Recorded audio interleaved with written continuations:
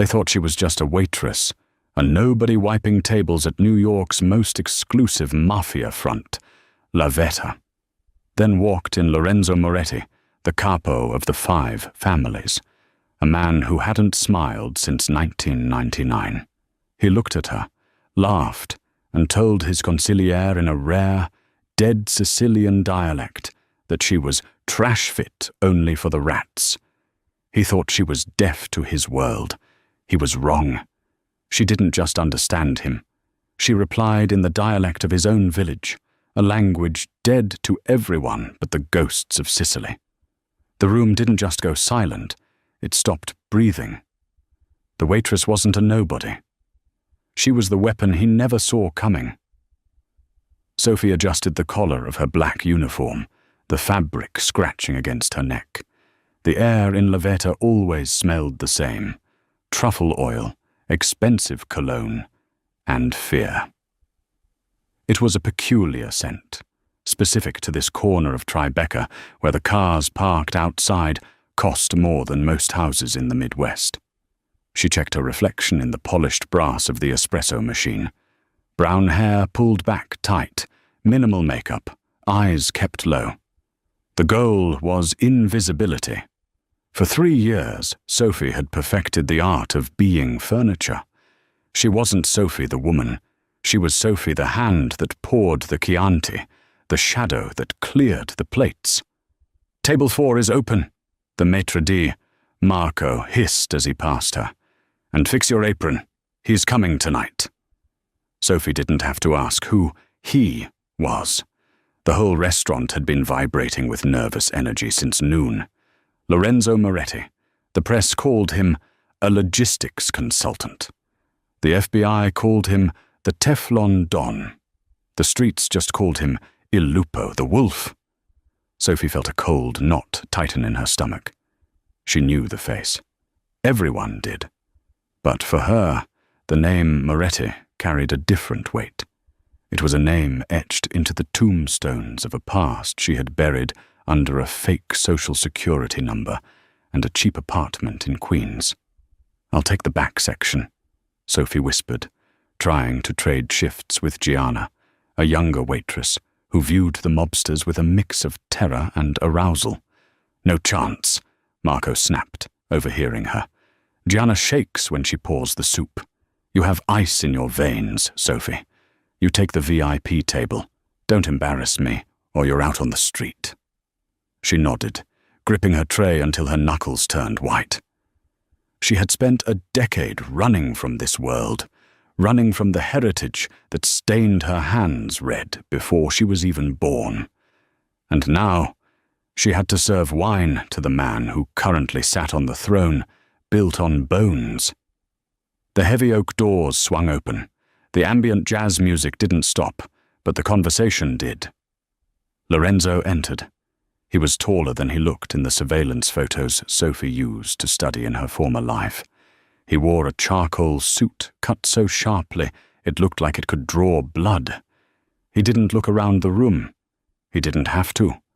He owned the space the moment his shoe touched the marble floor. Flanking him were his lieutenants, Matteo, a brute with a scar running through his eyebrow, and Silvio, the consigliere, an older man with eyes like a shark. They moved to table 4, the booth in the corner with the best sightlines of the exits.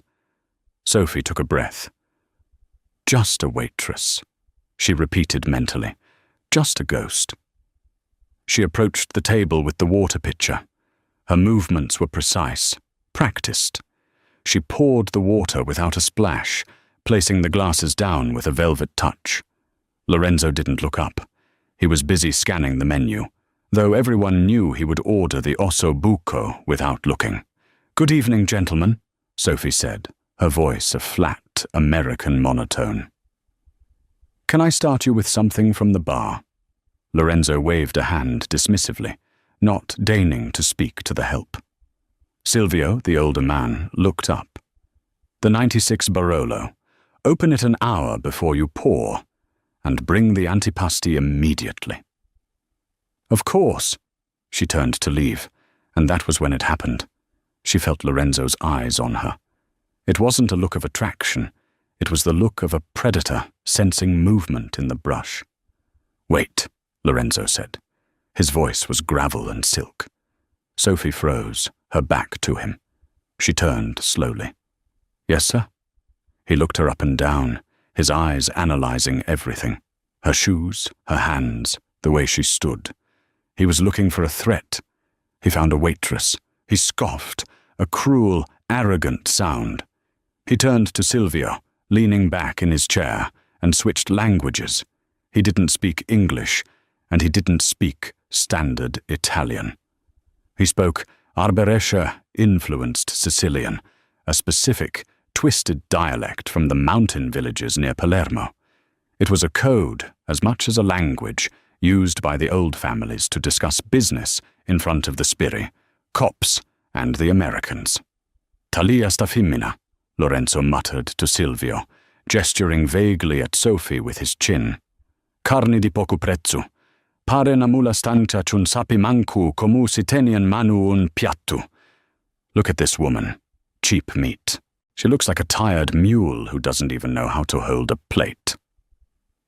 Silvio chuckled, taking a sip of his water. "È una disgrazia, Enzo, ma fino a quando porta lu vino, cin ni futti." "It's a disgrace, Enzo, but as long as she brings the wine, who cares?" Lorenzo smirked, his eyes cruel. "Si fossi in Sicilia, la mitizia poliziari I cessi, e ci duca si merita." "If we were in Sicily, I'd have her cleaning the toilets. That's all she's worth." The insult was vile. It was classless. It was typical Moretti arrogance. Sophie stood there, the tray trembling slightly in her hand. Not from fear, from rage. She knew that dialect. She didn't just know it. It was the language her grandmother sang lullabies in. It was the language her father screamed in before he was gunned down in a Palermo olive grove 20 years ago. It was the language of her blood. The smart thing to do was walk away. The safe thing to do was to be the mule he thought she was. But Sophie was tired. She was tired of hiding, tired of the cheap uniform, and tired of men like Lorenzo Moretti thinking they were gods because they carried guns. The silence at the table stretched. They expected her to bow and leave. Instead, Sophie tightened her grip on the empty tray. Her posture shifted. The slouch of the tired waitress vanished, replaced by the rigid, proud spine of a woman born to a dynasty older than his. She looked Lorenzo dead in the eye. The air in the restaurant seemed to drop 10 degrees. The jazz piano in the background seemed to fade into white noise. Lorenzo was already looking away, reaching for a breadstick, dismissing her existence entirely. Sophie didn't move. "Mulla stanza," she repeated softly. Lorenzo's hand froze halfway to the bread basket. It wasn't the words that stopped him. It was the accent. She didn't say it like an American tourist trying to pronounce bruschetta. She said it with the guttural, clipped rhythm of the old country. He turned his head slowly, his brow furrowed. "Excuse me," he said in English, assuming he had misheard. Sophie didn't blink. She stepped closer to the table, violating the invisible barrier of personal space that Mafia dons kept around them. She spoke clearly, her voice cutting through the noise of the dining room. But she didn't speak English. She switched effortlessly into the exact same obscure Sicilian dialect he had just used.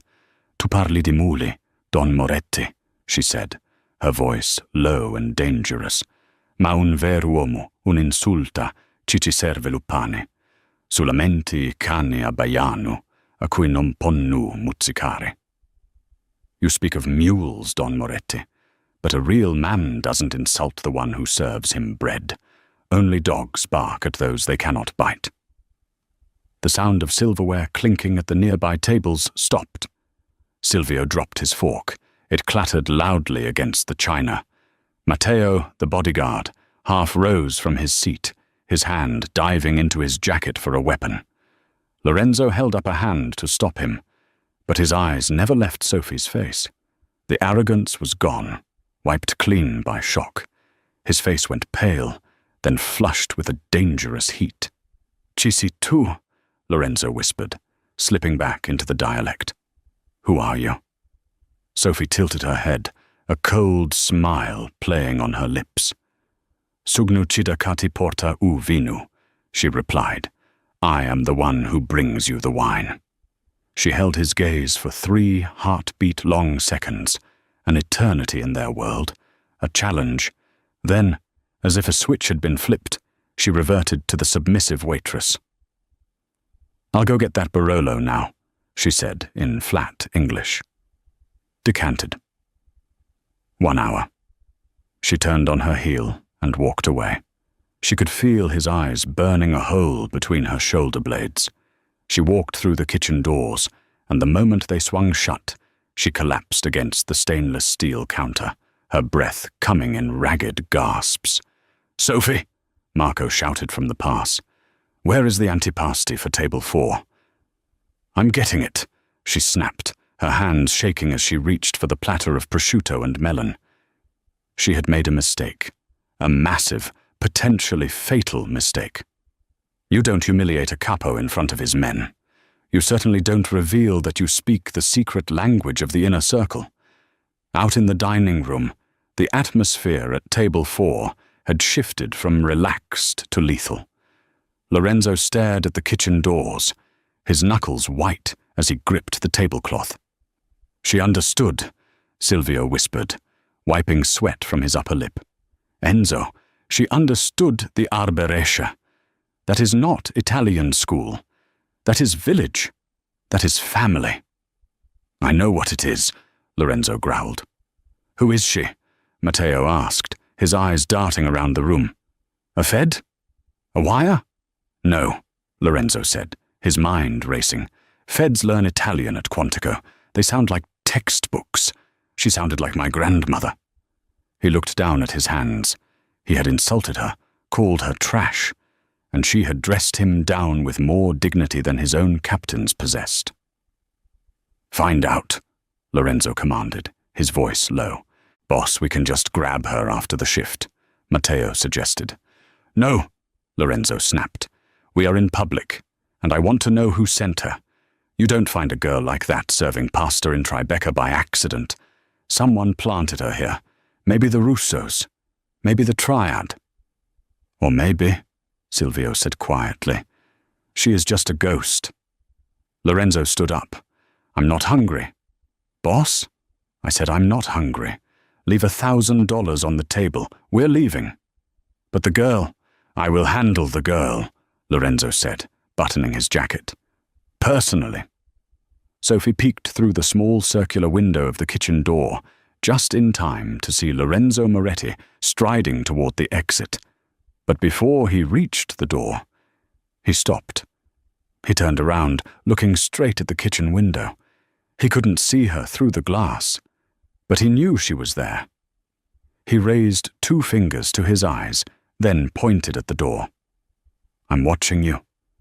Sophie shrank back, her heart hammering against her ribs like a trapped bird. She had wanted to sting his ego. Instead, she had just invited the wolf into her house. The shift ended at 2:00 a.m.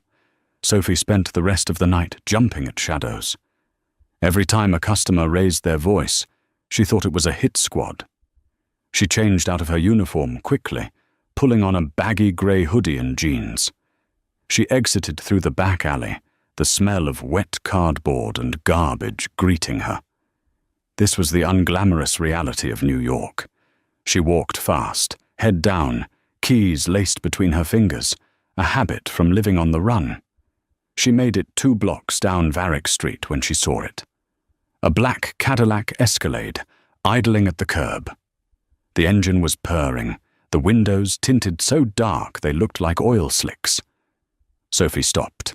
She turned to go the other way, but a second car, a sleek Maserati, pulled out from a side street, blocking her retreat. She was trapped. The rear door of the Escalade opened. It wasn't Matteo or a goon who stepped out. It was Lorenzo. He was alone. He leaned against the doorframe, lighting a cigarette. The flame illuminated the sharp angles of his face. He looked different out here in the streetlights, less like a king, more like a street fighter in an expensive suit. "You walk fast," he said. Sophie didn't reply. She calculated the distance to the subway entrance. 50 yards. Too far. "I'm not going to hurt you," he said, taking a drag.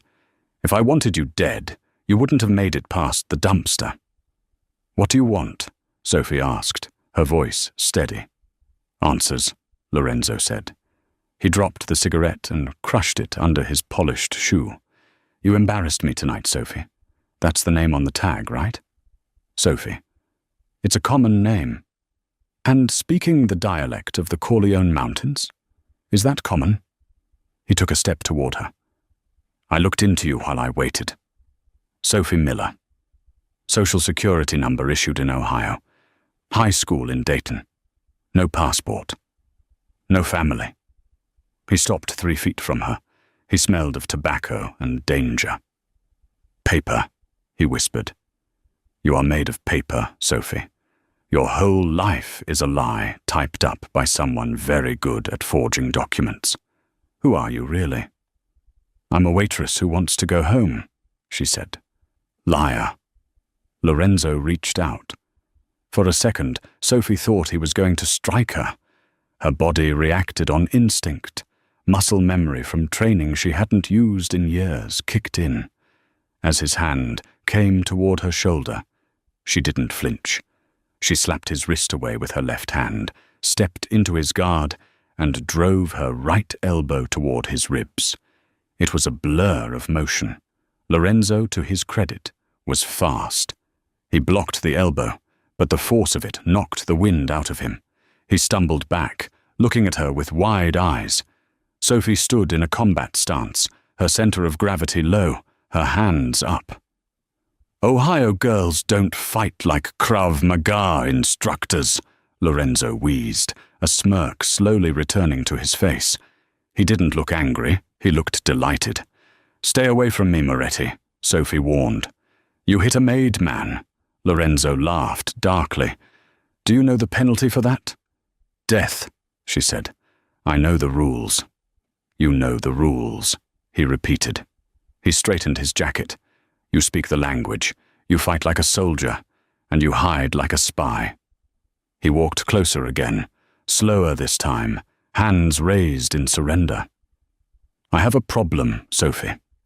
I have enemies surrounding me. I have rats in my organization. And tonight, I found the only person in New York who isn't afraid of me." He reached into his pocket. Sophie tensed, ready to strike again. He pulled out a card.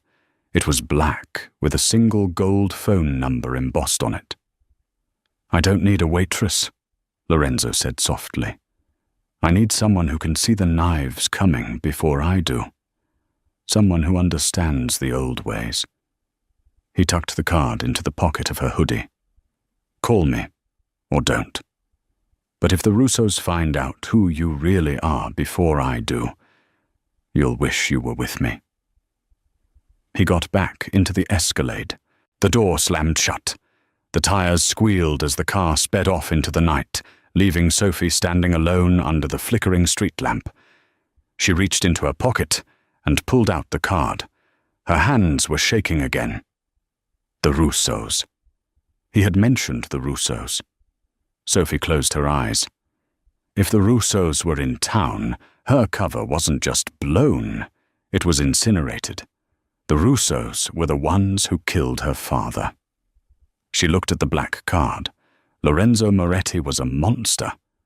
But he might be the only shield she had left against the devils from her past. Sophie didn't go straight home.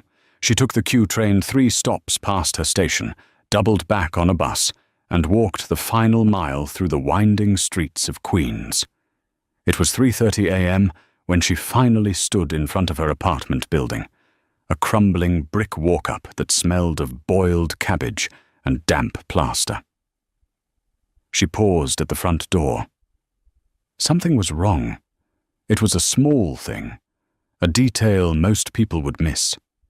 She had placed a small piece of clear Scotch tape on the bottom corner of the doorframe before leaving for work.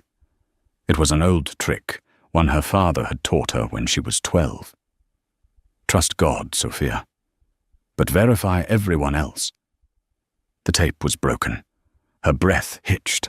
Someone was inside. She backed away slowly, moving into the shadows of the alleyway. Her mind raced. Was it Lorenzo?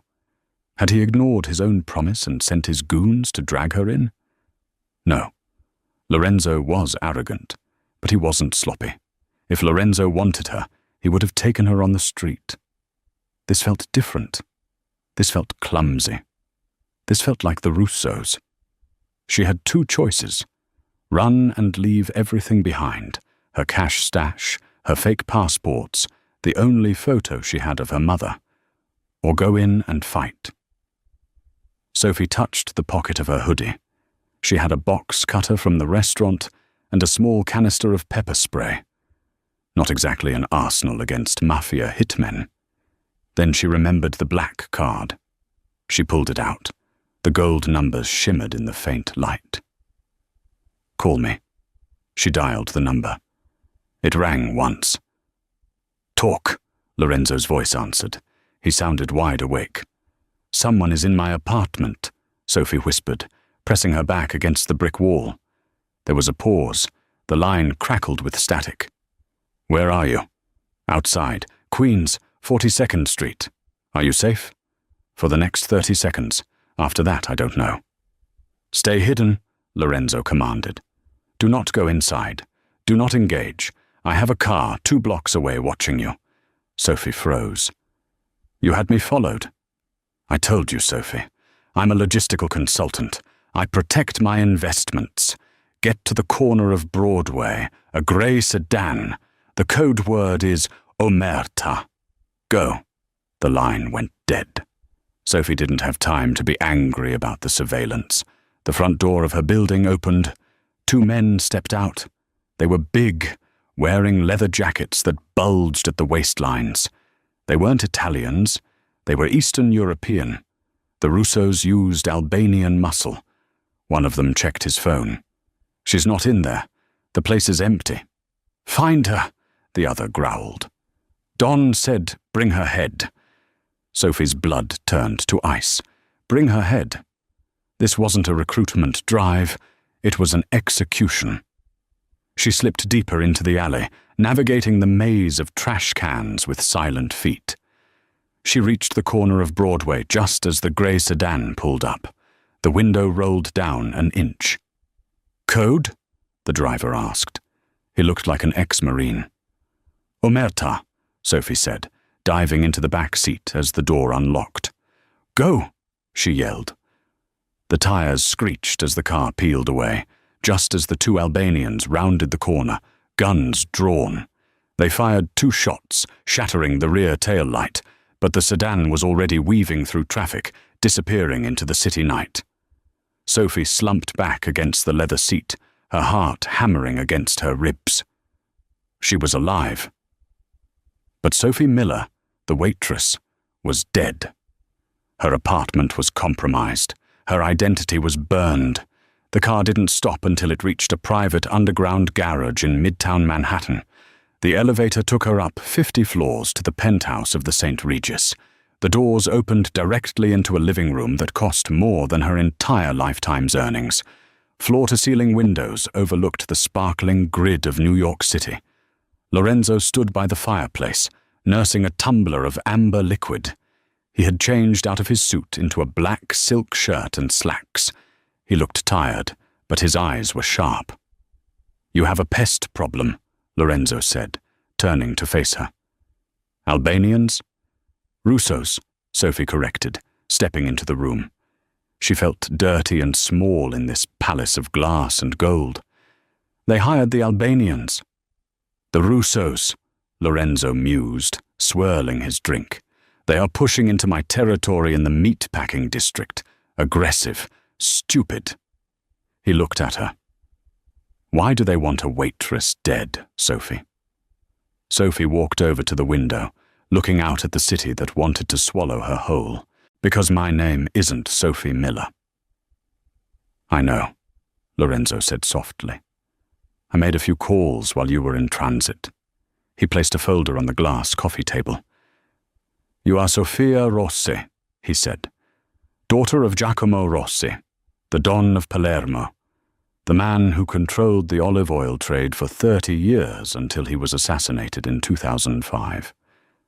Sophie flinched. Hearing her real name spoken aloud felt like a physical blow. They killed him, she whispered. The Russos. They wanted his shipping routes. They killed him, my mother, my brothers. I was away at boarding school in Switzerland. I was the only one left. And you've been running ever since, Lorenzo finished. Waitressing, scrubbing floors, hiding from ghosts. I'm not hiding anymore, Sophie said, turning to him. Her eyes were dry. They found me. I have nowhere left to go. Lorenzo walked over to her. He stood close enough that she could feel the heat radiating from him. You do have somewhere, he said. The Rossi family was an ally to the Morettis in the old days. Your father and my grandfather broke bread together. He extended his hand. Work for me, Sophia. Not as a waitress. Be my eyes. Be my ears. You speak the dialects. You know the customs. You have the blood. My organization is full of snakes, and I need a mongoose. And what do I get? Sophie asked, looking at his hand. You get protection, Lorenzo vowed. You get money. And when the time is right, you get the Russos. Sophie looked at his hand, then up at his face. The Wolf of New York was offering her a deal with the devil. But right now, the devil was the only one with a sword big enough to defend her. She took his hand. His grip was firm, warm, and dangerous. Deal, she said. The transformation took 3 days. Lorenzo didn't just give her a job. He gave her a new skin. The cheap polyester uniforms and baggy hoodies were replaced by tailored blazers, silk blouses, and stilettos that looked like weapons. He moved her into a secure apartment in his building, 3 floors below his own. But the real change was internal. Sophie, now going by Sophia within the inner circle, had to relearn how to be a predator. Her first test came on a Tuesday night, a sit-down with the Calabresi family at a private warehouse in the Navy Yard. Stay close, Lorenzo told her as they adjusted their earpieces in the back of the SUV. Don't speak unless I ask you to. Just listen. Listen to what they say, and more importantly, what they don't say. Who are we meeting? Vincent the Butcher. Vargo, Lorenzo said, checking his pistol. He claims he wants peace. He says he didn't know the Russos were moving in. Do you believe him? I believe everyone is a liar until they are dead, Lorenzo replied. They entered the warehouse. It was cold, smelling of rust and sea salt. Vargo was waiting at a metal table, surrounded by 4 guards. He was a fat man, with grease stains on his shirt, and a smile that didn't reach his eyes. Lorenzo sat opposite him. Silvio stood to his right. Sophia stood to his left, holding a briefcase that supposedly contained contracts, but actually contained a loaded Glock 19 and a tracking device. The meeting started cordially. They spoke in standard Italian. Vargo apologized for the recent friction.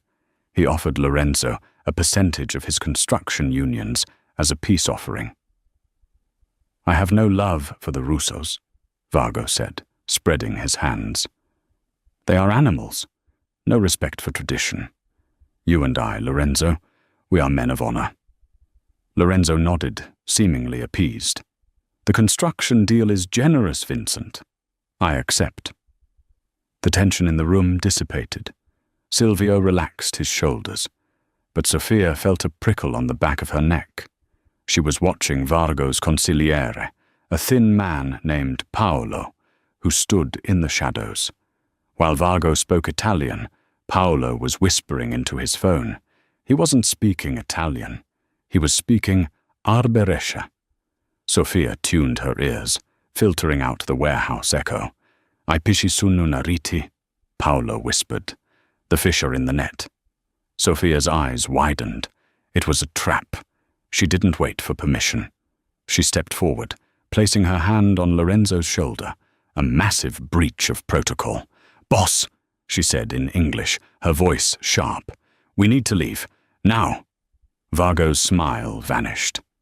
Excuse me? Who is the skirt? Shut up, Lorenzo snapped at Vargo, then looked at Sofia. Why? Paolo, she said, pointing at the man in the shadows. He just gave the signal. The fish are in the net. They aren't alone here. Vargo's face turned purple. She's lying. She's crazy. Lorenzo looked at Sofia. He saw the certainty in her eyes. He didn't hesitate. He kicked the table over, flipping the heavy metal surface to create a shield just as the skylights above them shattered. Men rappelled down from the rafters on ropes, submachine guns blazing. Ambush! Silvio screamed, returning fire. Go! Lorenzo grabbed Sofia's arm, dragging her behind a stack of shipping crates. Bullets chewed up the concrete where they had been standing a second ago. How did you know? Lorenzo shouted over the roar of gunfire. He spoke the dialect, Sofia yelled back, pulling her Glock from the briefcase. They sold you out to the Russos. They were pinned down. Vargo's men were closing in from the front, and the rappel team was flanking them from above. Silvio is hit, Matteo yelled from across the room. The older consigliere was clutching his leg, blood pooling on the floor. Lorenzo looked at his mentor, then at the exit, 50 yards away through a hail of bullets. He looked trapped. For the first time, the wolf looked cornered. Sofia saw it. She saw the hesitation. Cover me, she said. What? No! Lorenzo grabbed her. You are an analyst, not a soldier.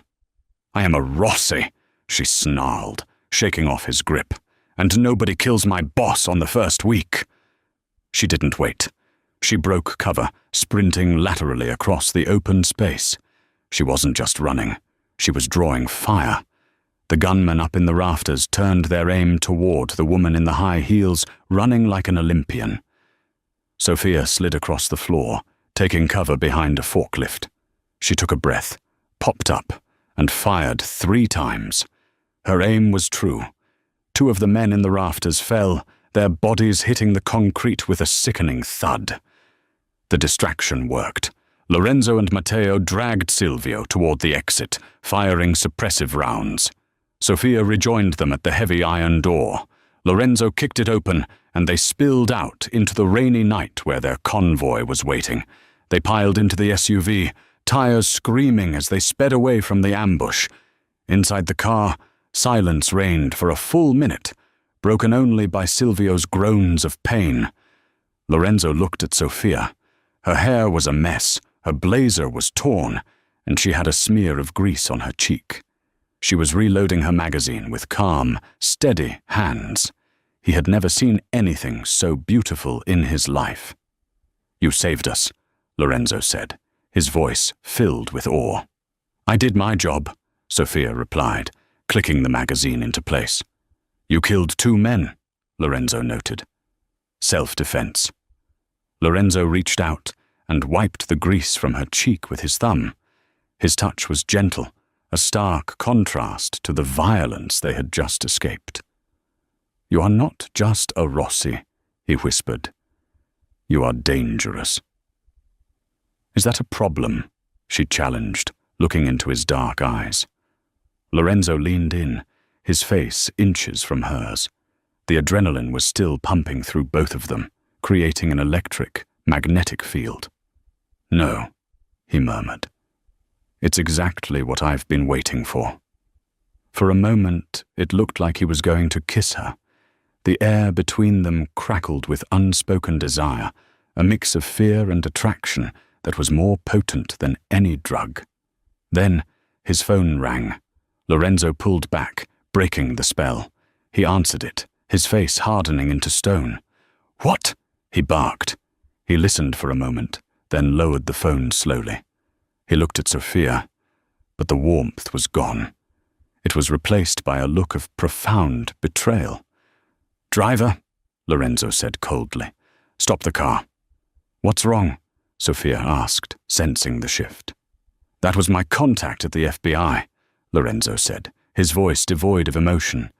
"He just ran the ballistics on the gun found in Vargo's warehouse, the one his men used." And it matches the gun used to kill my brother 3 years ago." Lorenzo turned to Sophia, his eyes like ice. "The gun belongs to the Rossi family, Sophia, your father's family." Sophia froze. "That's impossible. My father has been dead for 20 years. Our weapons were destroyed." "Were they?" Lorenzo asked. "Or have you been lying to me this whole time? Are you here to help me, Sophia? Or are you here to finish what your father started?" The car pulled over to the side of the rain-slicked highway. "Get out!" Lorenzo said. "Lorenzo, listen to me." "I said get out!" he roared, his hand reaching for his weapon. "Before I forget that you saved my life 5 minutes ago." Sophia looked at him, tears of frustration stinging her eyes. He was wrong. Someone was framing her family, framing her, but the wolf was wounded, and he wasn't listening to reason. She opened the door and stepped out into the pouring rain. The SUV sped off, leaving her stranded on the side of the highway, alone once again. But this time, she wasn't just a waitress running from the past. She was a soldier in a war she hadn't started, and she was going to finish it. Sophia walked for 3 miles in the rain until she found a truck-stop diner. She sat in the back booth, shivering, her wet clothes clinging to her skin. She ordered a black coffee and stared into the dark liquid. Lorenzo thought she was a traitor. The Russos wanted her dead. Vargo knew her face. She was checkmated. But Sophia Rossi had one advantage. Nobody knew she existed. Not really. To Lorenzo, she was a confusing variable. To the Russos, she was a loose end. But to herself, she was the daughter of the Olive Prince. She needed to find out who planted that gun. Who was orchestrating this war between the Morettis and the ghost of the Rossis? She reached into her bra and pulled out a small, waterproof flash drive. She had stolen it from Vargo's office during the chaos of the gunfight. While everyone was shooting, Sophia had been swiping data. She pulled a cracked smartphone from her pocket, a burner she kept for emergencies, and plugged the drive in. She scrolled through the encrypted files, spreadsheets, payoffs, shipping manifests, and then she saw it. A transfer order. Project Lazarus, supply drop. Recipient, Matteo Giordano. Sophia stopped breathing. Matteo, Lorenzo's right-hand man, the brute with the scar. Matteo was on Vargo's payroll. Matteo had planted the gun. Matteo had set up the ambush. Lorenzo wasn't being betrayed by the Rossi ghosts. He was being betrayed by the man standing right next to him. Sophia checked the timestamp on the file. There was a meeting scheduled for tonight, midnight, at La Vetta, the restaurant where this all began. Matteo was going to hand over Lorenzo to the Russos tonight. The ambush at the warehouse was just a show to separate Lorenzo from his loyal men, to make him paranoid, to isolate him. And she had just been kicked out of the car. Lorenzo was alone with Matteo. Sophia looked at the clock on the wall. 11:15 p.m. She had 45 minutes to get back to Tribeca. She had no car, no backup, and only 6 bullets left in her magazine. She ran out to the parking lot. A trucker was climbing into his rig. "Hey!" she shouted, waving a $100 bill she had stashed in her shoe. "I need a ride to the city. Fast!" The trucker looked at the wet, desperate woman with the fierce eyes. "Hop in, lady." The ride took 30 minutes. Sophia spent every second cleaning her gun and praying to saints she hadn't believed in for years. The truck dropped her off 2 blocks from La Vetta. The streets were quiet. The restaurant was supposedly closed, but the lights were dim inside. Sophia crept to the back alley, the same one where Lorenzo had first confronted her. She peeked through the dirty window. The main dining room was set for a private dinner, but there was no food. Lorenzo was tied to a chair in the center of the room. His face was bloody. He had been beaten. Standing over him was Matteo, holding a baseball bat. And sitting at table 4, Lorenzo's table, was a man Sophia recognized from her nightmares. Victor Russo, the man who pulled the trigger on her father. "You're losing your touch, Lorenzo," Russo laughed, cutting a piece of steak. "You let a girl distract you. You let your guard down." "She had nothing to do with this," Lorenzo spat, blood dripping from his lip. "She's gone." "Is she?" Matteo sneered. "Or maybe she was working for me all along. Maybe she was the one who led you into the warehouse?" "Don't you speak her name," Lorenzo growled. Even now, tied up and beaten, he defended her. Sophia felt a pang in her chest. He hadn't totally turned on her. He was confused, hurt, but he still protected her. "It doesn't matter," Russo said, wiping his mouth. "Sign the transfer papers for the waterfront, Lorenzo, and I'll make it quick. Refuse, and I'll let Matteo practice his swing." Lorenzo looked up, his eyes defiant. "Go to hell." Matteo raised the bat. Sophia knew she couldn't take them all. There were 4 guards by the door, plus Matteo and Russo. 6 men. 6 bullets. She needed a distraction. She needed a miracle. She looked around the kitchen, the gas line. The stoves were industrial grade. If she severed the line and created a spark, it was suicide. But it was the only way to save him. Sophia kicked the back door open. She didn't sneak in this time. She walked in loud. "Hey!" she screamed. Every head in the room turned. Matteo lowered the bat. Russo squinted. "Who the hell is this?" "I'm the waitress," Sophia said, walking into the dining room. She held her gun down by her side, looking non-threatening. "Sophia, run!" Lorenzo shouted, straining against his ropes. "I tried running," she said, her voice shaking with adrenaline. "I didn't like it." "Kill her," Russo commanded casually. 2 guards raised their guns. "Wait," Sophia yelled. "I have the drive, the encryption key for Lorenzo's offshore accounts. You want the money, right? It's all here." She held up the flash drive. Russo held up a hand. "Hold fire." He looked at the drive greedily. "Bring it here." Sophia walked forward, slowly. She passed the kitchen, passed through. As she did, she subtly kicked the valve on the gas range she had loosened earlier. The hiss of gas began to fill the kitchen, silent and deadly behind her. She walked up to table 4. She was 5 feet from Lorenzo. "I'm sorry, boss," she whispered to him. "Sophia, what are you doing?" Lorenzo pleaded. She looked at Matteo. "You traitorous swine." She looked at Russo. "And you murderer." "Give me the drive," Russo demanded, standing up. "Catch," Sophia said. She tossed the drive into the air. As every eye followed the small silver object arcing toward the ceiling, Sophia dropped to her knees. She didn't shoot Russo. She didn't shoot Matteo. She fired a single shot into the kitchen, aiming blindly at the metal backsplash where the sparks would fly. Boom! The kitchen exploded. A fireball erupted from the back, blowing the doors off their hinges and sending a wave of heat and debris into the dining room. The shockwave knocked everyone off their feet.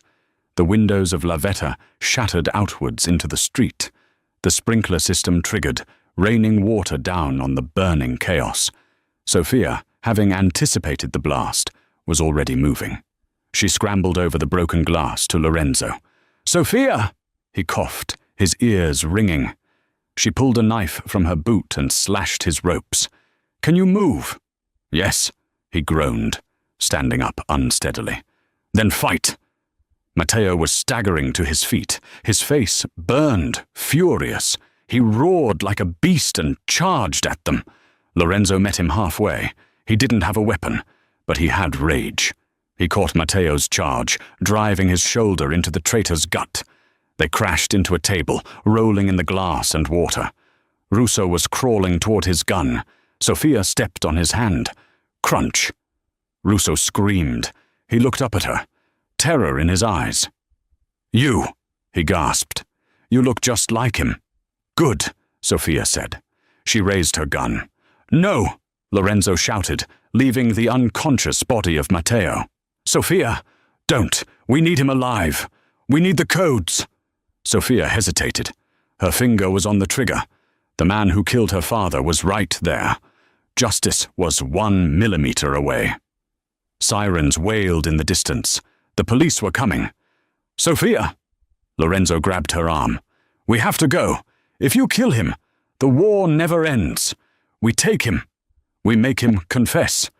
We win the right way." She looked at Lorenzo. His face was battered, his suit ruined, but he was looking at her with a desperate intensity. He wasn't ordering her as a boss. He was asking her as a partner. She lowered the gun. "Grab him," she said. Lorenzo hauled the moaning Russo up by his collar. Sofia covered the exit. They stumbled out into the cool night air, leaving the burning ruins of La Vetta behind them. They made it into the alley just as the first police cruiser screeched to a halt out front. They collapsed against the brick wall of the adjacent building, hidden in the shadows. Both of them were gasping for air, soaked, bleeding, and alive. Lorenzo looked at her. He laughed, a ragged, breathless sound. "You blew up my restaurant," he said. "The ossobuco was dry anyway," she replied, a faint smile touching her lips. Lorenzo reached out and cupped her face. This time there was no phone call to interrupt them. He kissed her. It tasted of smoke and blood and rain, but it was the most real thing either of them had ever felt. "We aren't done," Lorenzo whispered against her lips. "The other families will come for us." "Let them come," Sofia said, gripping his lapel. "I speak their language now." The safe house was a decommissioned meatpacking plant in New Jersey, a cold steel tomb that smelled of rust. Victor Russo sat zip-tied to a chair in the center of the floor, bleeding from a broken nose, but still sneering.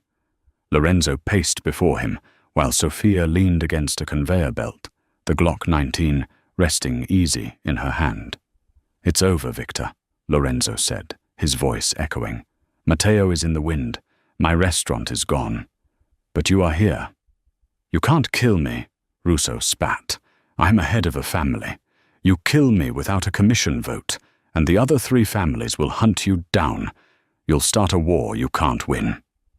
Lorenzo stopped. He knew Russo was right. The old laws protected the Dons.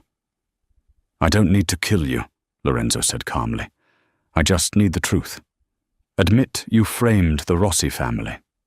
Russo laughed, a wet, gurgling sound. "I'd rather die." Sofia pushed herself off the wall. She walked slowly toward him. She didn't look angry. She looked ancient. She stopped inches from his face. "Ti ricordi di l'arboli di olivi?" she whispered. "Do you remember the olive trees?" Russo blinked, the dialect jarring him. "I remember," Sofia continued. "I was 10. You came to my father's house in Palermo. You gave me a gold coin. Then you shot him in the back in the olive grove." Russo stared, the color draining from his face. The waitress wasn't just a look-alike. She was a ghost. "Sofia," he breathed. "It was business." "It is always business," she agreed. She pulled out a burner phone. "I'm not going to kill you, Victor. That would be too easy." She dialed a number and put it on speaker. "Pronto?" A heavy, accented voice answered. It was Don Giamino, the head of the Sicilian Commission, the highest authority in their world. "Don Giamino," Sofia said, her eyes locked on Russo. "This is Sofia Rossi, daughter of Giacomo." Silence stretched on the line. Then, grave and low. "We thought you were dead, child." "I was," Sophia said, "until Victor Russo tried to finish the job tonight. I have him here. He killed a made man without sanction 20 years ago, and tonight he used explosives in a civilian establishment." Russo struggled against his ties. "Hang up! Hang up the phone!" In their world, to be condemned by Sicily was worse than death. It was erasure.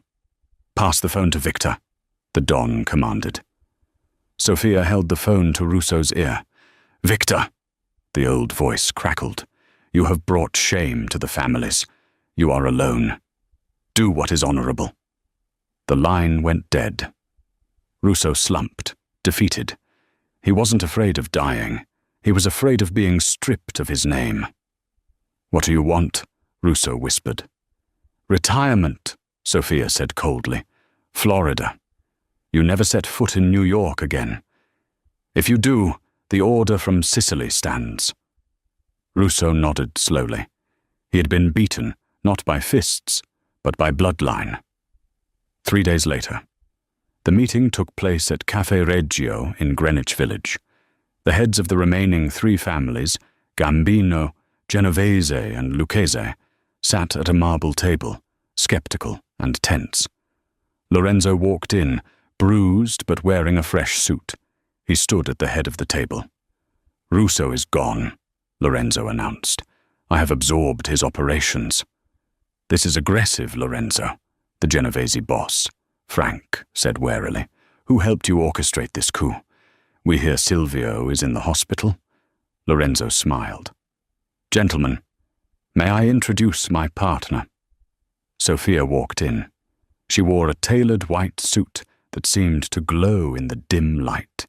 She wore no jewelry except for a single, heavy gold ring, her father's ring. "This is Sophia Rossi," Lorenzo said. The name hit the table like a gavel. Sophia walked to the empty chair next to Lorenzo. "Signori," she addressed them, her voice commanding. "My father respected this table. I intend to do the same. But know this, the Moretti and Rossi families are now one." She looked at each of them. She didn't flinch.